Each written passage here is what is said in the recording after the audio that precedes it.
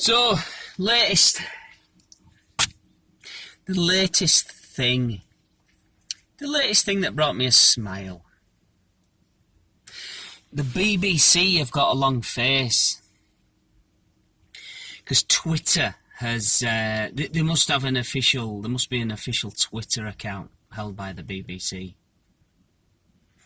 And it's been labelled as something like state broadcaster or propaganda arm of the government, the British government or something. Something that the BBC are all upset about. Woo! That's not what we are. Yeah, you fucking are.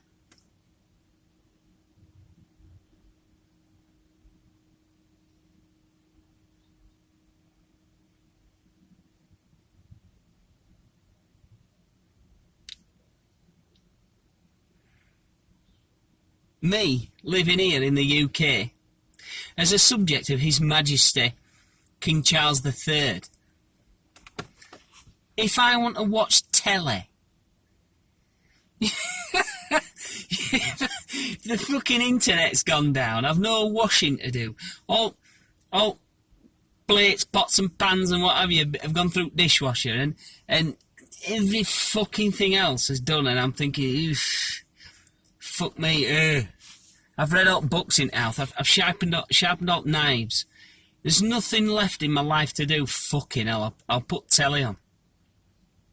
If I want to have the telly switched on in a house where I live here in the UK, I have to pay for a TV licence. That's a thing. To anybody watching this video who don't live in the UK and who is unaware of this hilarity that is the TV licence here in the UK, you have to pay, I think it's £153 a year or something. I think. Awesome. Just so you can sit in your house and watch telly. But that money's divvied up between the BBC and, to my knowledge, Channel 4. I believe Channel 4 get an amount of money from the licence fee. Yeah. Little known thing, even though they're a commercial, what is it? A commercial channel. You got adverts on BBC, but it's adverts about the BBC, so yeah. But then, yeah, the BBC get paid by the licence holders, the people who've paid a licence to what is it? To watch your television. Watch your television, literally, not watch the BBC. No. It's not like a subscription service where you think, I'd like to watch some of that BBC. I quite fancy that. You know, it's not like, say, I don't know how much it costs for Sky, but it's into the tens of pounds a month to have a monthly Sky plan. And if you're wanting all fancy shit on Sky, you know, if you like watching sport, that's not something I watch on, sport. But it's my understanding that, it's big money if you want to watch Sky Telly. Well, you have to pay a subscription for Sky. Well, that's not the case with the BBC licence fee. No, the BBC licence fee enables you to have a telly in your house and watch it. Even if you're never going to watch any BBC, you've got to. And it's in law. It's my understanding. The television licence fee. It used to be the Radio and Telegraphy Act. You used to have one for your radio if you wanted to listen to radio, but I don't think that's the case anymore, because you used to be able to have a black and white TV licence or a colour telly. So when we were kids, we just had a black and white telly, because my dad would be damned. He'd be damned if he was going to pay for a colour telly. So we'll have a black and white television and we'll pay the less. We'll pay the lower amount. But you don't have that option anymore. It's a TV licence, so fuck you. As I say, it's about 150 quid. It's at least £3 a month. beg your pardon, £3 a week to pay to be able to sit in your own house and have a television. Now the BBC are bleating. They're bleating. And they're all upset. They've got a long face. Oh, but that's not... Yes, you fucking are. You're the propaganda arm of the government. Maybe not the clowns. Maybe not the clowns we've currently got in Downing Street. But you're the propaganda arm of the British establishment. Because the British people have to pay you directly. So don't bleat. Don't bleat about it. Yeah? Anyway, so on from there. So they managed to get Elon Musk. Some guy from BBC managed to get an interview with Elon Musk. You know, I think primarily on the back of this. And this guy, this interviewer, you watch an interview and it's just really, you've got the chance. You sat there across from Elon Musk. They didn't even have a desk between them. They were sat on chairs, and this guy's asking him, and this guy's, you know,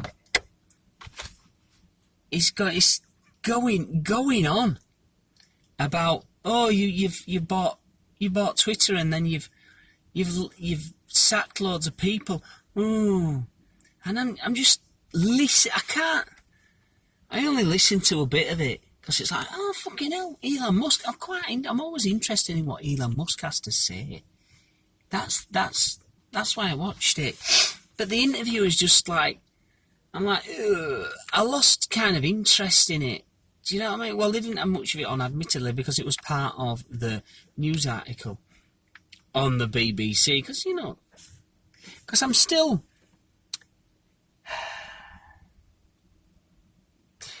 I'm still, you know, I'll see what what horse shit the BBC are peddling today. Because the weather... I like to think that the weather on the BBC is... by and large, it's pretty accurate. Gives you a good impression. That BBC weather person there. Mostly it's Carol Kirkwood in the morning. The delightful Carol Kirkwood. And she's pretty ship-shape. Well, she's ship-shape, yeah. But what, you know, she peddles a pretty straight line there as to what the actual weather's actually going to do. And, you know, do I need to take my coat with me when I go out?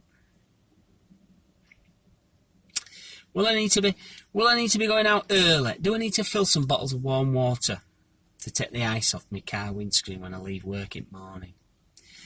Yeah. Because if you forget to bring some warm water out to your car, that's at least 5 minutes of a delay to getting away in car park in the morning. 5 minutes where you're going to be sat with windscreen frosted up. Because you didn't listen to Carol. You didn't listen to Carol telling you, oh, there's going to be a frost. There'll be a frost tonight.